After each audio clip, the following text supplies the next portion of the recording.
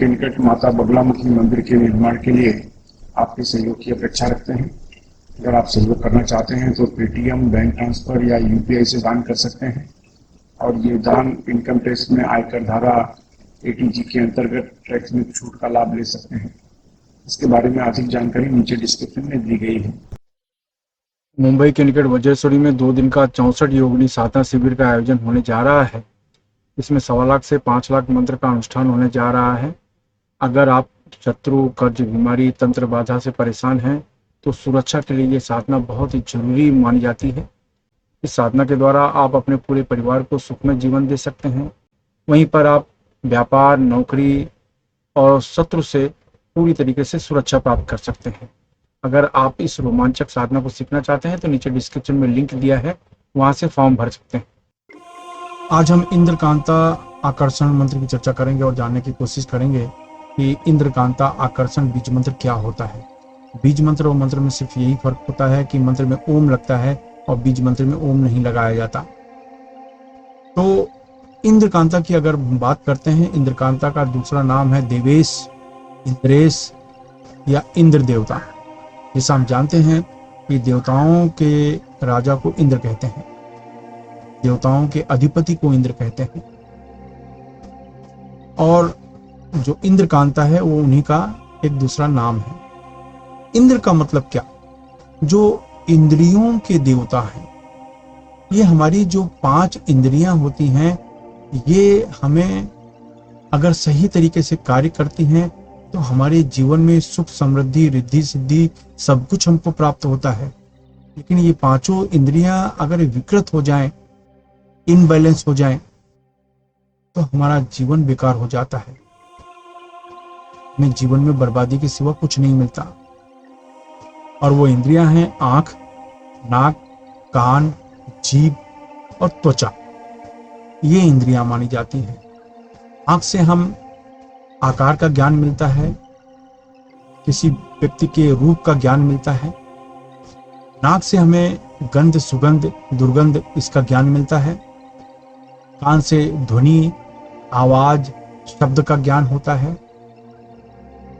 जीभ से स्वाद का ज्ञान होता है, चाहे फिर वो मीठा हो, नमकीन हो, कड़वा हो, तीखा हो, कसैला हो, फीका हो। त्वचा से चमड़ी का ज्ञान होता है, जिसको कहते हैं कि स्पर्श ज्ञान ये कहा जाता है। ये जब तक ये इंद्रियां सही ढंग से कार्य कर रही हैं तब तक ठीक है, लेकिन ये इनबैलेंस हो जाती हैं, विकृत हो जाती हैं, तो हमारी मानसिकता भी विकृत हो जाती है। हमारी जो मानसिकता होती है वो विकृत हो जाती है और इसकी वजह से हमारा अपने मन पर नियंत्रण नहीं होता। कहने का मतलब ये है, अगर हमारी ये 5 इंद्रियां सही ढंग से कार्य नहीं करती तो आप ऐसा महसूस करेंगे कि हम अपने जीवन में सफल ही नहीं हो पाते। हमारा ना अपने मन पर कंट्रोल होता है, ना हमारे शरीर पर कंट्रोल होता है, ना हमारी सोच पर कोई कंट्रोल है, ना हमारे, कहते हैं ना कि हम सपने भी देखते हैं तो बुरे सपने देखते हैं। हमारी हर चीज, हमारे कार्य में, हमारी क्रिया में, हमारी प्रतिक्रिया में सब कुछ नकारात्मक चीजें होती हैं। हमारी सोच ही नकारात्मक हो जाती है। हम कोई कार्य करते हैं तो पहले ही सोच लेते हैं कि ये काम मेरे से होने वाला नहीं है। पढ़ाई की बात करें तो हम सोचते हैं इतना पढ़ के कैसे फायदा होगा, कहाँ तक पढ़ पाऊंगा, इतना थोड़ी पढ़ पाऊंगा, इतनी ऊंचाई पर नहीं पहुंच पाऊंगा, इतना बड़ा आदमी नहीं बन पाऊंगा, मैं इस मुकाम पर नहीं पहुंच पाऊंगा, मैं ऐसा नहीं कर पाऊंगा। इस तरह के नकारात्मक विचार बहुत ज्यादा जीवन में भर जाते हैं। जब नकारात्मक विचार जीवन में भर जाते हैं तब हम तरक्की पर नहीं पहुंच पाते, ये एक बहुत खास बात है, ये आपको देखने की बात है। हम नकारात्मक विचार अगर हमारे मन में है, हम अपने जीवन में कभी भी तरक्की पे नहीं करेंगे। आप कोई काम कर रहे हैं, बिजनेस कर रहे हैं, उसमें भी सफलता नहीं मिलती। इससे आपका स्वभाव नकारात्मक होने की वजह से आपके शत्रुओं की संख्या बढ़ जाती है, आपकी बुरा चाहने वालों की संख्या बढ़ जाती है। आप अपनी गलतियों से अपने शत्रुओं को बढ़ाते हैं। कहते हैं ना, आपके प्रतिस्पर्धी आपके ऊपर हावी होने शुरू हो जाते हैं।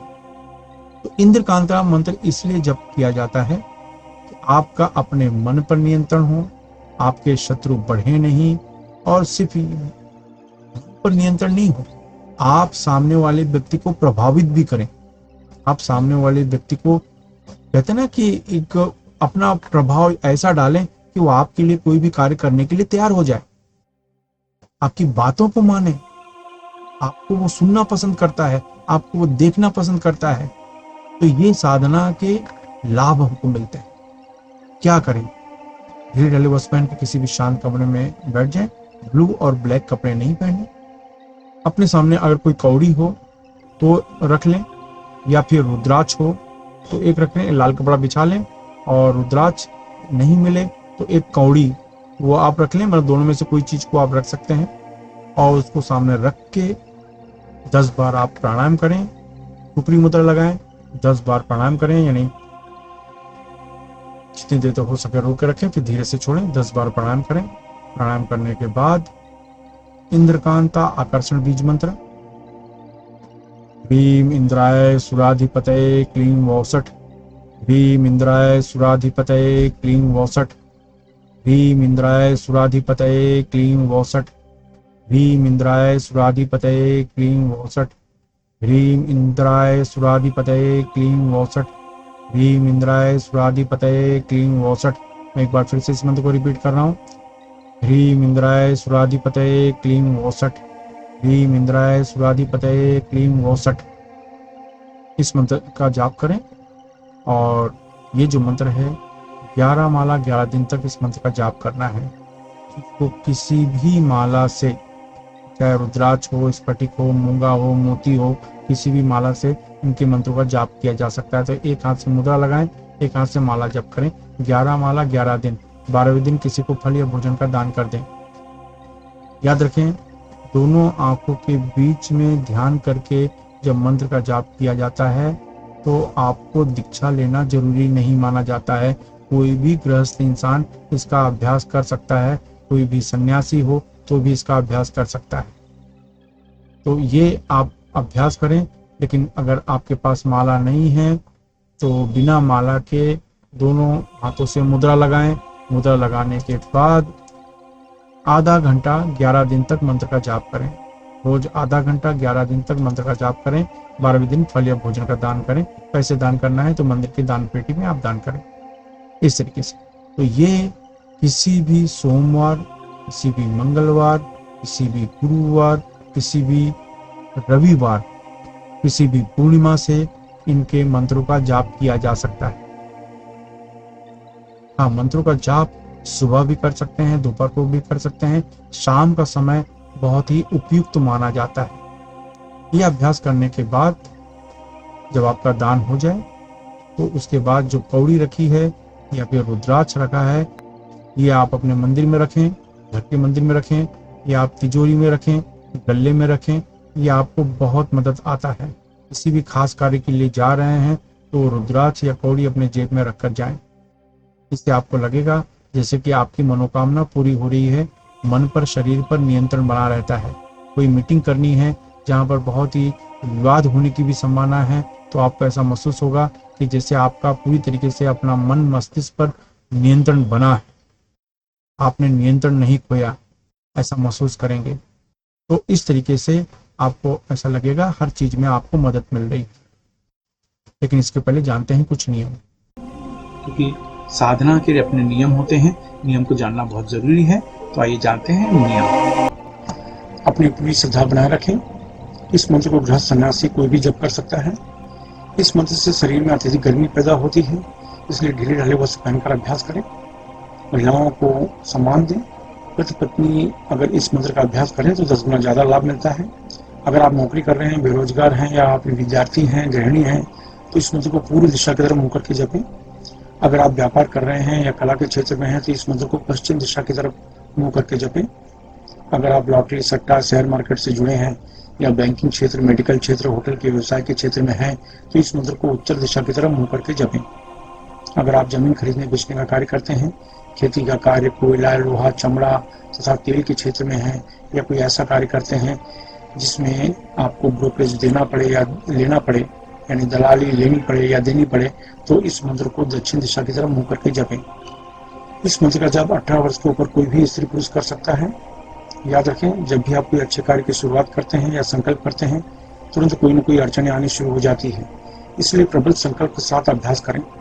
इस मंत्र का जाप सूर्यास्त के बाद करें तो लाभ ज्यादा मिलेगा।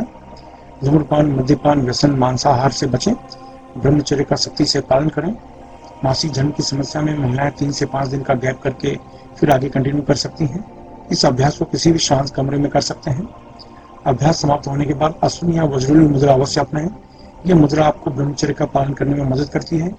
अश्विनी या वज्रली मुद्रा क्या है, ये जानने के लिए नीचे डिस्क्रिप्शन में लिंक दिया है, वहां से आप जानकारी प्राप्त कर सकते हैं। मुंबई के निकट वज्रेश्वरी में 2 दिन का अघोर अष्टलक्ष्मी साधना शिविर का आयोजन होने जा रहा है। इसमें 1.25 लाख से 5 लाख मंत्र का अनुष्ठान होगा। इसमें माता लक्ष्मी के सभी स्वरूपों की गोपनीय विधि से साधना करवाई जा रही है। इसकी वजह से साधक को कार्य सिद्धि, व्यापार सिद्धि के साथ सभी तरह के भौतिक सुखों की प्राप्ति होती है। अगर आप कार्य व्यापार में असफलता, नौकरी में असफलता, प्रमोशन, धन से संबंधित विवाद को समाप्त करना चाहते हैं तो इस साधना में अवश्य भाग लें। अगर आप इस साधना को सीखना चाहते हैं तो नीचे डिस्क्रिप्शन में लिंक दिया है, वहां से इस साधना में भाग ले सकते हैं। किसी कारण से आप पर्सनली नहीं आ सकते तो इसे ऑनलाइन भी भाग ले सकते हैं।